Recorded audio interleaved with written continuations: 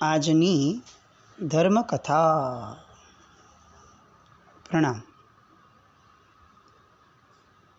સક્તોજી અને એમનું ચરિત્ર. આપણા જીવનમાં બહુ ઓછું સાંભળ્યું હોય એવું આખું આ જીવન છે.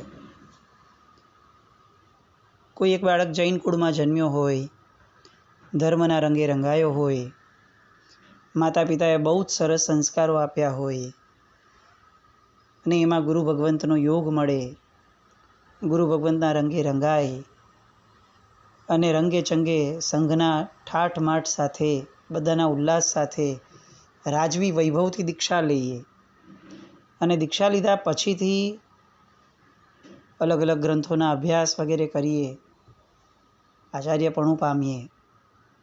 આવું ઘણું બધું થાય. આવા ઘણા બધા કિસ્સાઓ સાંભળવા આપણને મળે. એનો ખૂબ આનંદ છે.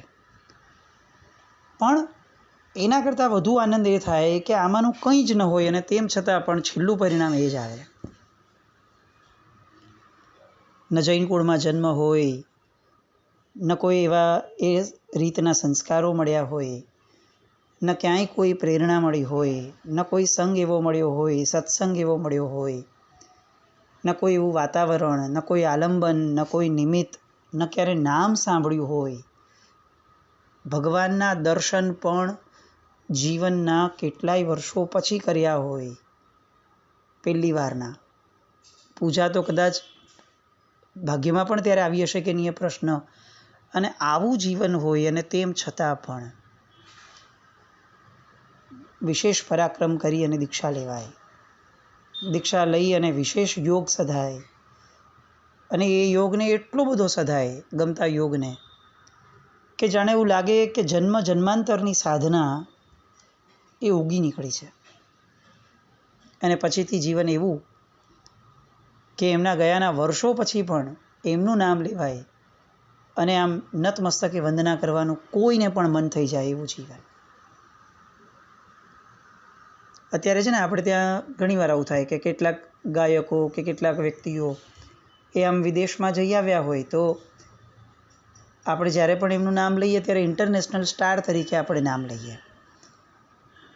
એમના માટે લખાય તો પણ આવું ઘણી બધી વાર લખાય કે ઇન્ટરનેશનલ સ્ટાર એવા આ વ્યક્તિ, આ ભાઈ.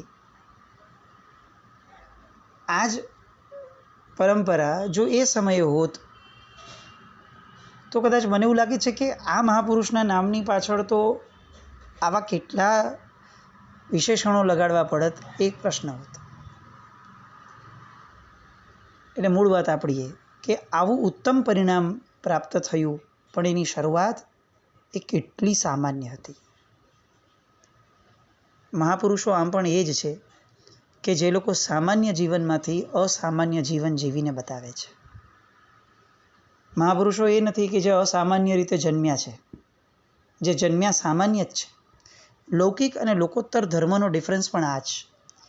લોકોત્તરમાં એમના ભગવાન, લૌકિકમાં એમના ભગવાન જન્મે પણ અસામાન્ય, જીવે પણ અસામાન્ય, અને જે કાળ કરી જાય એની પછી જે કીર્તિઓ ગવાય એ પણ અસામાન્ય. બધું જ અસામાન્ય હોય, કારણ કે એ અવતાર છે. જ્યારે જૈન શાસનની અંદરમાં આ પરંપરા નથી. અહીંયા તીર્થંકર પરમાત્માઓ પણ જન્મે તો સામાન્ય વ્યક્તિની જેમ જીવે. 3 જ્ઞાનના ધણી હોય, એ એમનો પૂર્વનો યોગ, એ બહુ ઉત્તમતા, પણ મૂળમાં જીવે તો બધાની જેમ જ. જન્મે ત્યારથી લઈને એમની માટે એવું ન કહેવાય કે એ કંઈ પણ કરી શકે કારણ કે એ તીર્થંકર છે, એવું આપણે ત્યાં ક્યારે નથી આવતું. એટલે આ ડિફરન્સ, સામાન્ય જીવનમાંથી અસામાન્ય બનવાનું, એ જે પુરુષાર્થ છે એ ગવાય, એ ઇતિહાસ છે. અને એવા જ ઐતિહાસિક પુરુષ એ આ સક્તોજી, કે જેની વાત આપણા ચરિત્ર નાયક તરીકે આપણે લઈએ છીએ. ગઈકાલે આપણે કોડોજીનું દ્રષ્ટાંત ચાલતું હતું. એ કોડોજીએ જે રીતે પોતે પૂનાની બાજુમાં ચોક ગામમાં ગયા અને ત્યાંથી જસાજીની સાથે રહેવા લાગ્યા અને એમાં જૈન મુનિનો સંગ થયો અને એમની પાસે પછીથી દીક્ષા લીધી મણિ વિજયજી મહારાજ સાહેબની પાસે, અને પછીથી તો આખરી તપશ્ચર્યા શરૂ કરી. મજાની વાત એ થઈ કે એમના પૂર્વભવના યોગને એટલું બધું બળ મળ્યું કે બહુ જ સાહજિક રીતે એ અતિશય વિકાસને પામ્યો. ધર્મ વિજયજી મહારાજની વાત ચાલે છે. એમના ગુરુ ભગવંત એ એમની સાથે બેસતા અને એમની સાદગી, એમની જીવનચર્યા એ બધું જોતાં જોતાં ધર્મ વિજયજી મહારાજ સાહેબ વિસ્મિત રીતે એમને પૂછતા કે સાહેબ આપની અંદરમાં આટલી બધી સહજતા કઈ રીતે આવે છે? પહેલાંના મહાપુરુષોનું છે ને જીવન પણ આવું હતું. એ લોકોના જીવનમાં બહુ મોટા પ્રસંગો થાય ને તો પણ એના મુખ ઉપરથી એમના આપણે કળી ન શકીએ, એ પચાવી જાણતા. એટલે અહીંયા ધર્મ વિજયજી મહારાજ સાહેબ એમને પૂછે છે કે સાહેબ, રૂટિનમાં આટલી બધી નિયમિતતામાં આટલી બધી ઘટનાઓ બને છે કે જેના પડઘા કમસે કમ આપના મુખ ઉપર તો દેખાય, પણ એક પણ વસ્તુનો પડઘો ન આપના મુખ ઉપર દેખાય છે, ન આપના વર્તનમાં દેખાય છે, ન આપના વિચારોમાં ક્યાંય દેખાય છે. પરિસ્થિતિ આવી અને વહી ગઈ, આવી અને વહી ગઈ, બસ એવી જ રીતે જાણે સહજ જીવન જઈ રહ્યું છે. પરિસ્થિતિની નોંધ પણ નથી લેવાતી. સાહેબ, આવું કઈ રીતે થઈ શકે? અને ત્યારે એમના ગુરુ મહારાજે એમને જવાબ આપ્યો કે એવું કઈ રીતે થઈ શકે એ તો મને નથી ખબર, પણ હું જે ભણ્યો છું, જૈન શાસનના ગ્રંથો જે મેં વાંચ્યા છે, એના પરથી હું એટલું સમજું છું કે જે આવે છે એ પરિસ્થિતિમાં આપણે કંઈ પણ કરીએ કે કંઈ પણ ન કરીએ, વિશેષ એ પરિસ્થિતિ વહી જ જવાની છે. આપણે ઘણીવાર કર્તૃત્વ રાખીને ચાલીએ છીએ કે આ પરિસ્થિતિમાં હું આમ કરીશ ને તો જ આ પરિસ્થિતિ આમ થશે, નહીં તો આ નહીં થાય. પણ હકીકત આખી અલગ છે. હકીકત એ છે કે એ પરિસ્થિતિની અંદરમાં આપણે એવું કોઈ વિશેષ કર્તૃત્વ ન પણ કર્યું હોત તો પણ પરિસ્થિતિ તો એ રીતે પોતાનો વળાંક લઈને વહી જ ગઈ હોત. પણ ઓલું હું જે છે કે ના, હું કરીશ, મારો પુરુષાર્થ, એ બહુ મહત્ત્વનો આપણને લાગતો હોય છે. એટલે આવું વાંચન કર્યા પછીથી મને સતત મનમાં એવું લાગવા લાગ્યું કે મારે કમસે કમ આ એક સુધાર મારા જીવનમાં લાવવો જોઈએ, આ એક ગુણનો મારા જીવનમાં પ્રાદુર્ભાવ કરવો જોઈએ. અને એની માટે સતત અભ્યાસ કરતો રહ્યો. તો એ અભ્યાસ કરતાં કિંચિત એ કદાચ મારા જીવનમાં આવ્યું હશે, જે તમે કહો છો એ પ્રમાણે એવું બની શકે. કેવી લઘુતા! પણ ધર્મ વિજયજી મહારાજ સાહેબને એમ થયું કે સાહેબ, તું એ અભ્યાસ મને શીખવો, મારે એ અભ્યાસ કઈ રીતે પાડવો? તો ત્યારે એમણે એમ કીધું કે હું કંઈ બહુ વિશેષ જાણતો નથી, પણ કેટલાક યોગ બળ, કેટલાક મંત્રો એ મેં શાસ્ત્રોમાં વાંચ્યા છે, અને વાંચ્યા પછીથી એને એ રીતે, જે રીતે કહ્યું છે તે રીતે એને સિદ્ધ કરવાનો મેં પ્રયત્ન કર્યો છે. તમે પૂછો છો, તમે યોગ્ય જીવ છો, તમને જિજ્ઞાસા થઈ છે, તો ચોક્કસ હું તમને આપીશ. જેટલું મને આવડે છે એટલું હું તમને આપી શકીશ. અને ધર્મ વિજયજી મહારાજ સાહેબે અવિહળ વિનય દ્વારા એમના ગુરુને સાંગોપાંગ પોતાના જીવનમાં ઉતાર્યા. પોતાના ગુરુ જે રીતે વર્તતા હતા એ રીતે કોપી કરવાનું એમણે જીવનમાં શરૂ કર્યું. પોતાના ગુરુ જે રીતે બોલતા હતા એ રીતે બોલવાનો પ્રયત્ન એમણે શરૂ કર્યો. પોતાના ગુરુ જ્યારે જેટલું બોલતા હતા એવું બોલવાનો પ્રયત્ન શરૂ કર્યો. પોતાના ગુરુ જ્યારે શાંત થઈ જતા હતા એવા જ શાંત થવાનો પણ પ્રયત્ન કર્યો. અને એના કારણે ધર્મ વિજયજી મહારાજ સાહેબ એટલા બધા આગળ નીકળ્યા ગુણમય જીવનની અંદરમાં, યોગ વિદ્યાના જીવનની અંદરમાં, મંત્ર વિદ્યાના જીવનની અંદરમાં, કે એમના જીવતા જીવત એ જ્યાં જ્યાં જતા ત્યાં ચમત્કારો એ એમની પાછળ દોટ મૂકતા. આપણે ત્યાં ચમત્કારને નમસ્કાર છે, પણ આ બધા મહાપુરુષો કેટલાક એવા જીવન જીવીને ગયા કે જ્યાં ચમત્કાર એમને નમસ્કાર કરતું પાછળ આવતું. અને આવું એમના આ ધર્મ વિજયજી મહારાજ સાહેબનું જીવન. આ સમય એ હતો કે જ્યારે જૈન ધર્મની બહુ વિશેષ સમજણ લોકોમાં ન હતી. પાછો પ્રદેશ રાજસ્થાનની આસપાસનો, એટલે ત્યાં તો કંઈ આવું સમજણ લેવાવાળા વર્ગની પણ બહુ મોટી ગેરહાજરી. લોકો માંડ 2 ટંકનું પૂરું કરી શકે એવામાં ધર્મ સાંભળવા માટે વિશેષપણે પ્રયત્ન કોણ કરે? અને કદાચ ગામડું છે એટલે રાત્રે બધા એકઠા થઈ અને સત્સંગ કરે પણ ખરા, પણ આગળ વધવાની કોઈ વાત વિશેષપણે એ લોકોના મનમાં જ ન હોય. કારણ કે એ જીવન જ એવું હતું કે જે માંડ પેટીઓ રડવા માટે આગળ વધતું અને એ માંડ સંધાય ત્યાં તો રાત થઈ જાય અને સૂઈ જતા. ધર્મવિજયજી મહારાજ સાહેબ ખૂબ લોકપ્રિય થવા લાગ્યા. એમના જીવનની અંદરમાં ઘણી સિદ્ધિઓ પ્રગટી અને અનેક લોકોનું આવી રીતે કલ્યાણ કરતાં કરતાં જે ગામની અંદરમાં પોતે જન્મ્યા હતા એ જ ગામની અંદરમાં એમણે પોતાનો દેહ છોડ્યો, પોતે કાળધર્મ પામ્યા. એ ગામ હતું માંડોલી. એમના મુખ્ય શિષ્યો જે કેટલાક હતા એમાંથી એમને સૌથી વધુ સ્નેહ જો કોઈ શિષ્ય ઉપર ઋણાનુબંધના કારણે કદાચ હોઈ શકે, વધુ પ્રગટતો, તો એ થયા તીર્થ વિજયજી મહારાજ. અજૈન કુળમાં જન્મેલા,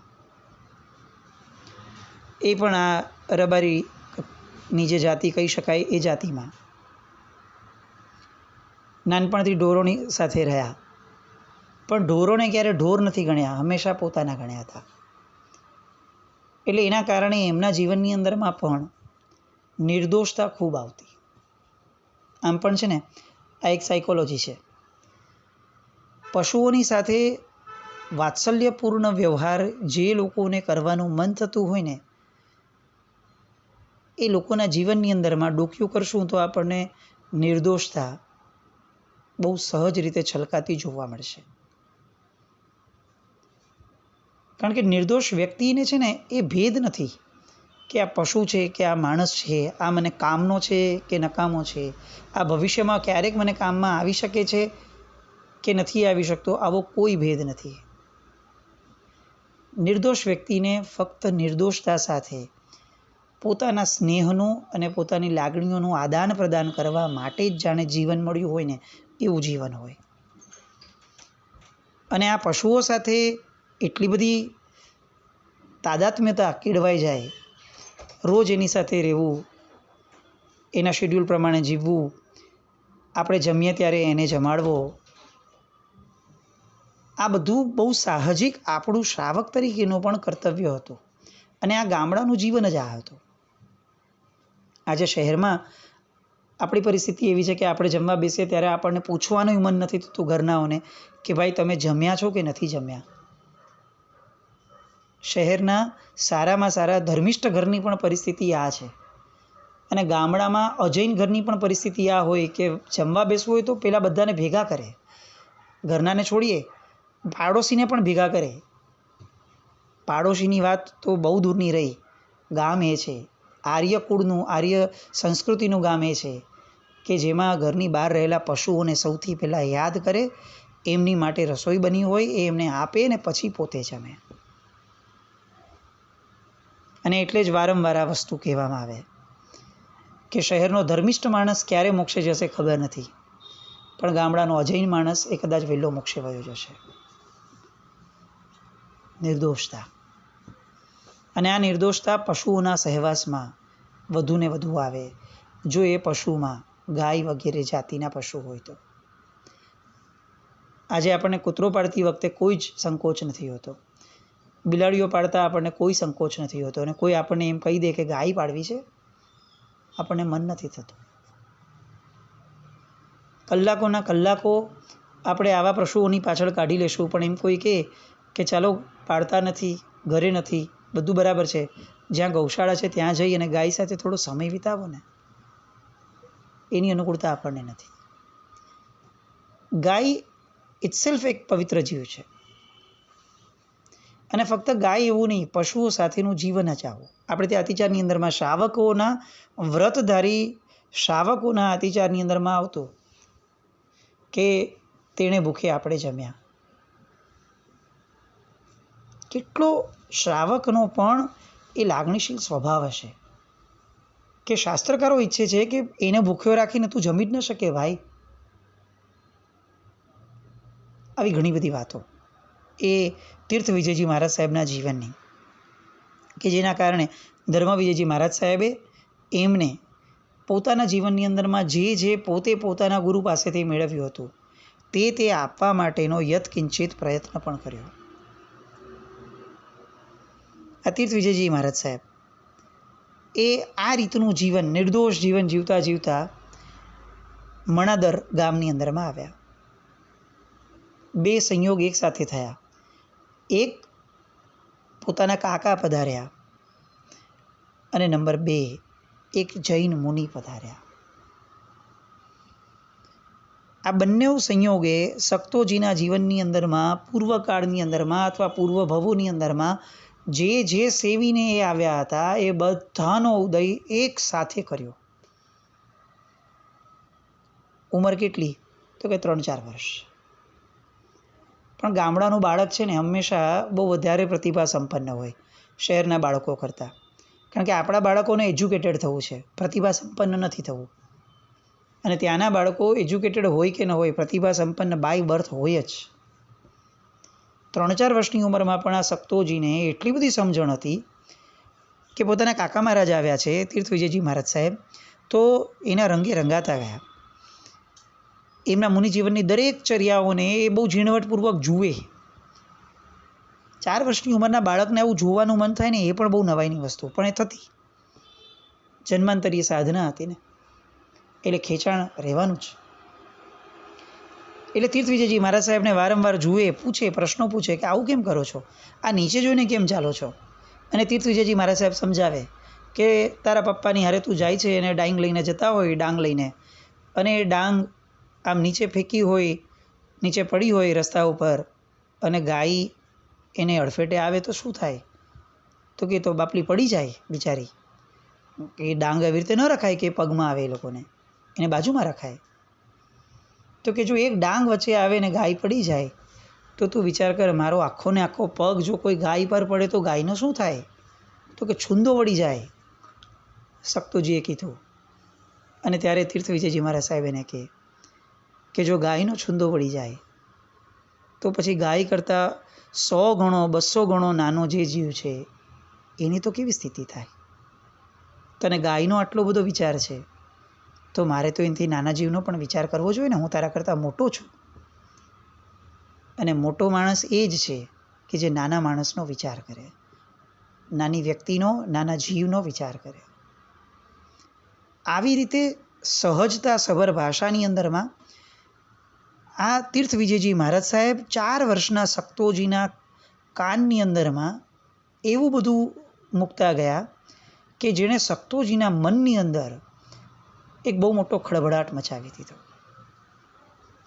એનો સ્નેહ એટલો બધો વધવા લાગ્યો તીર્થ વિજયજી મહારાજ સાહેબ માટે કે સતત એમના સાનિધ્યમાં રહેવા લાગ્યા.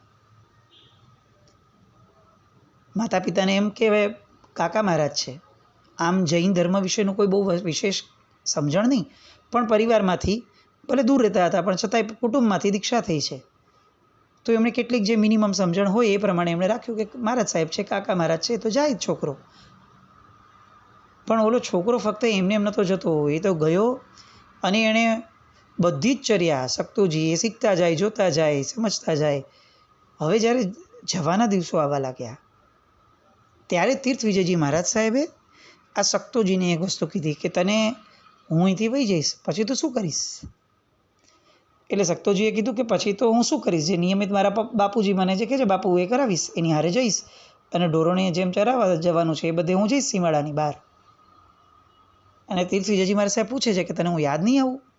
તો કે યાદ તો બહુ આવશો. તો કે તો શું કરીશ યાદ આવશે ત્યારે? એટલે સક્તોજી કે તો હું શું કરી શકું, મને શું ખબર, તમે કહો. એટલે ત્યારે તીર્થ વિજયજી મહારાજ સાહેબ કહે છે કે જ્યારે હું યાદ આવું ને ત્યારે હું તને એક મંત્ર આપું છું, એ મંત્ર ગણજે. તો તને એવું લાગશે કે હું તારી અંદર જ છું. આ આખી વાત છે ને 4 વર્ષના બાળક આગળ થાય. આ રિપીટેડલી બોલવાનું કારણ એ છે કે આપણે કલ્પના ચિત્ર ઊભું કરી શકીએ કે આજે 40-50 વર્ષની ઉંમરે પણ આપણે જે સહજતાથી આપણા પૂજ્ય તત્વોને હૃદયની અંદરમાં નથી વસાવી શકતા, એ જબરદસ્ત માનસિક પુરુષાર્થ 4 વર્ષની ઉંમરના એ બાળકે પોતે કરેલો. જેવું તીર્થ વિજયજી મહારાજ સાહેબે કીધું એટલે તરત એણે કીધું કે હા મારે આવું કરવું જ છે. તમે મારી અંદર આવી જતા હો એનાથી રૂડું શું? તો પછી મારે તમે વયા જાઓ તોય મને ચિંતા નહીં ને. બાળકને બાળકની ભાષામાં શીખવાડીએ ને તો જ પરિણામ આવે.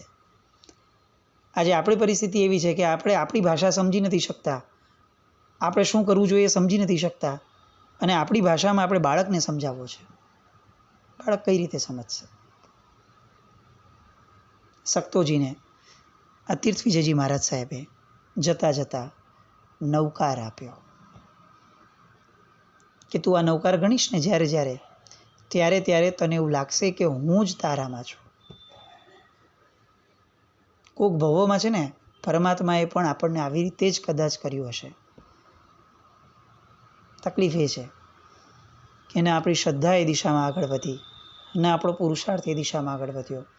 નૌકાર રહ્યો પણ શ્રદ્ધા અને દિશા વગરનો, અને એટલે જ એ એમનું આત્મકલ્યાણ સાધી ગયા અને આપણે હજી પણ અહીંયા ને અહીંયા જ ભટકીએ છીએ.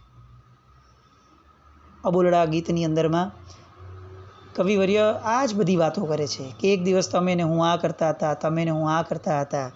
એમાં એમણે આ કડી લખી, એક દીને તમે અને અમે બેઉ સિદ્ધ સ્વરૂપી એવી કથા નિત્ય કરતા. આપણે બે ભેગા મળીને હે ભગવાન આવી પણ વાતો કરતા હતા કે એક દિવસ આપણે બે ભેગા મોક્ષમાં જશું. એ વાત તમે પકડી રાખીને આજે હું અહીંયા રહ્યો. સક્તોજીની આ બધી વાતો આપણને ઘણું બધું પ્રેરે છે. આપણી ઘણી બધી સંવેદનાઓને એક સરસ મજાની દિશા આપી શકે એમ છે. બસ એ દિશાની ધારામાં આપણે સરસ મજાનું આગળ વધવાનું કાર્ય આવતીકાલે ફરીથી કરીએ. જીનાજ્ઞા વિરુદ્ધ કંઈ પણ બોલાવ્યું તો મિચ્છામિ દુક્કડમ. જૈનમ જય